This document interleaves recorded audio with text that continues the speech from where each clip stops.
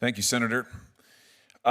Congratulations to the nominees. Thank you for being here. Mr. Woodward, let me start with you. You and I had a nice chat the other day. I appreciated the visit. When we were talking about the civil division, you referenced some tightening up that you believe needed to happen, and you brought up in that context the Mifepristone case. So I just want to drill down on this for a second.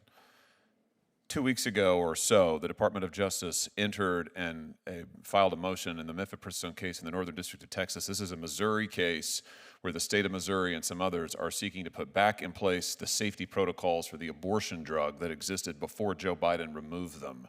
The Department of Justice attorneys from the civil division filed a motion in that case seeking to have the case dismissed. Is it your understanding that that was a mistake? What's your view of this? I mean, you raised this case to me. Senator, thank you for the question. As you can appreciate, it is long-standing policy of the Department of Justice not to comment on pending cases. Those briefs do speak for themselves. The reason I've raised that case with you is because we were having I thought, very helpful discussion about the fact that litigation should be holistic, and that as the Department of Justice continues to litigate on behalf of the president, there's an obligation, a duty even, for us to communicate with those with whom we're litigating against. We should be personal in our litigation. We should speak to those with whom we are litigating, and we should try to come to an agreement. We don't always have to resolve our disputes in court. Which did not happen in this case. Is that the thrust of it? That's correct, Senator. In other words, the Department of Justice did not work with the state of Missouri. I have to tell you, though, I'm surprised and concerned by the department's decision on the merits in this case. And I've said as much to your soon-to-be boss, the Attorney General. I frankly don't understand it. And I'm sure this case isn't going away. I mean, the Department of Justice said that they did not think venue was appropriate. So let me just ask you, if the states refile in another venue, is the department going to oppose the states on the merits? I mean, is the department actually going to defend Joe Biden's pro-abortion regulations? Senator, thank you for the question. I have had discussions with the Attorney General about this case in my role as counselor to her presently. Of course, it would be inappropriate for me to comment on those discussions.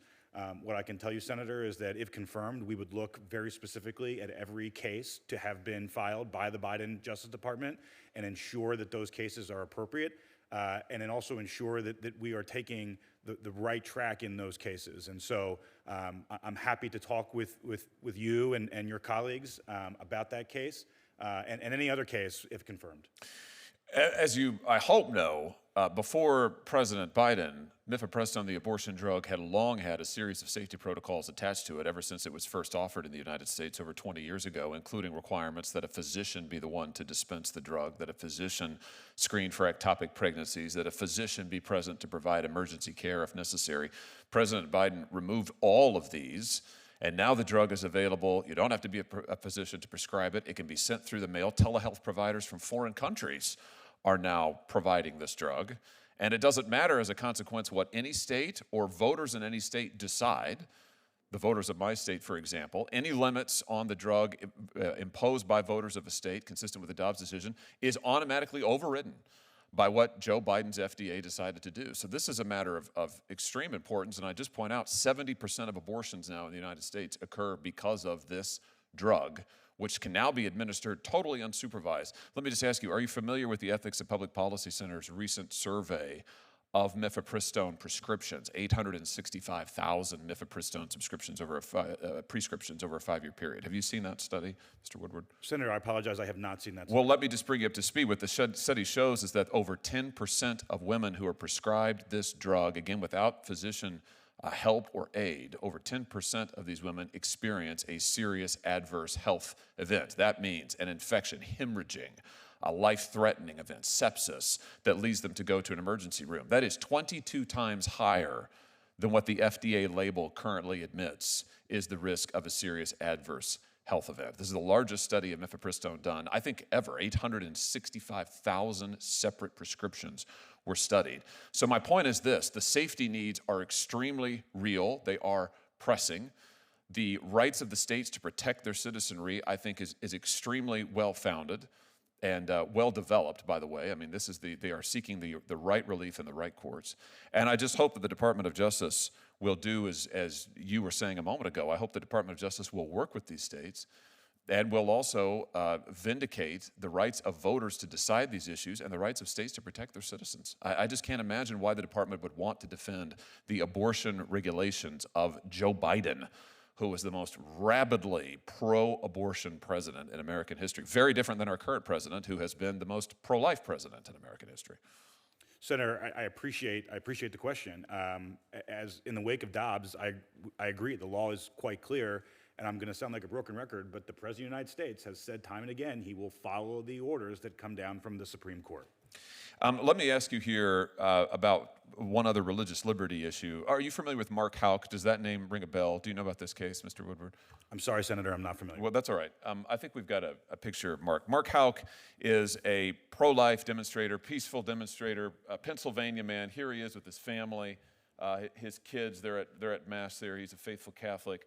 Mark Hal took one of his boys, pictured here, to an abortion center to go and walk on the streets, pray, and offer any counsel to any women who might voluntarily want to receive it, pray with them, etc. For this, he was arrested by the United States Department of Justice. They sent a SWAT team to his home in the early hours of the morning in rural Pennsylvania. They detained his children.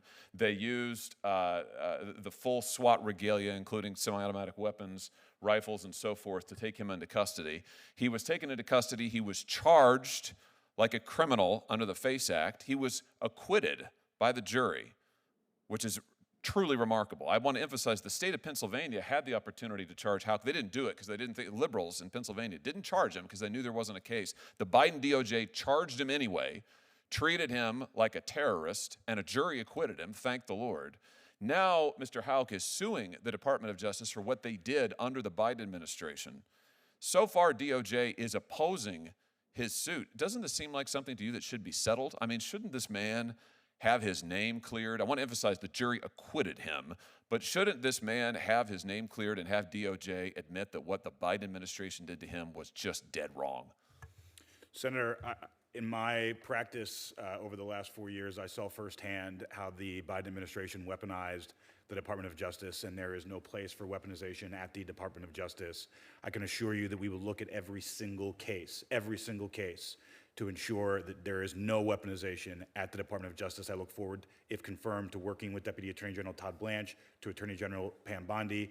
We will find those cases and we will resolve them. Good. I'm glad to hear that. I think Mr. Houck deserves to have his name cleared. I think he deserves more than an apology for what Joe Biden did to him. He deserves recompense, he deserves restitution, and he deserves to get what you have gotten for your clients, which is an acknowledgement that what the government did to them is wrong. What the government did to him is wrong. It was flat out religious persecution, nothing but that. Joe Biden trying to send a signal to every religious believer and every pro-life believer in this country: don't you dare exercise your beliefs in public, or we might come with a SWAT team and haul you off to prison. It is a disgusting abuse of the First Amendment.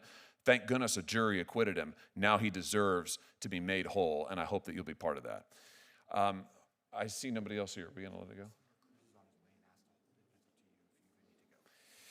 go? Well, they tell me that Senator Cruz is on his way, which means that I can just keep right on questioning. So, what do you think, Mr. Woodward?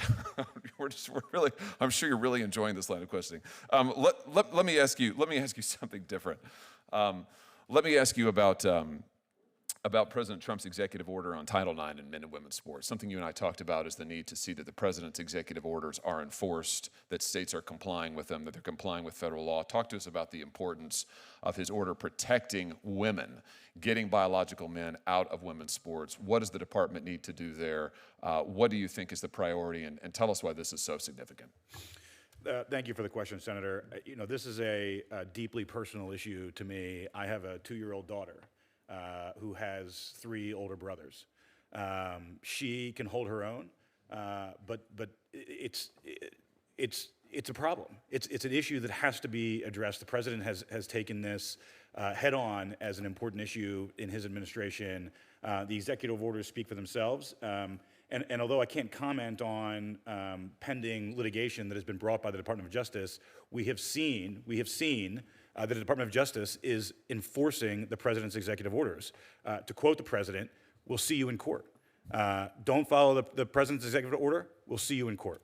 And you would send that message to universities that are currently failing to comply, that are violating Title IX. I mean, to be clear, Title IX protects women's sports. Title IX creates the right of women to play in sports that have integrity, where they are protected from danger, where they are given the same opportunities as male athletes. These universities that are putting biological men into women's sports and women's locker rooms are flagrantly violating Title IX. So your message to those universities is, if you don't amend your ways, you can expect to face off against the Justice Department in a court of law. Senator, absolutely. I mean, it's a complicated issue. It's often attempted to make this out as an easy issue, but it is a complicated issue. There are sports for which it is advantageous, right? Men should not be competing in women's gymnastics, for example. And so this is not an issue that is easy to summarize or to make sound bites over. It is complicated, which is why it is important that the Department of Justice is paying careful attention to what the law is and applying the facts to the law.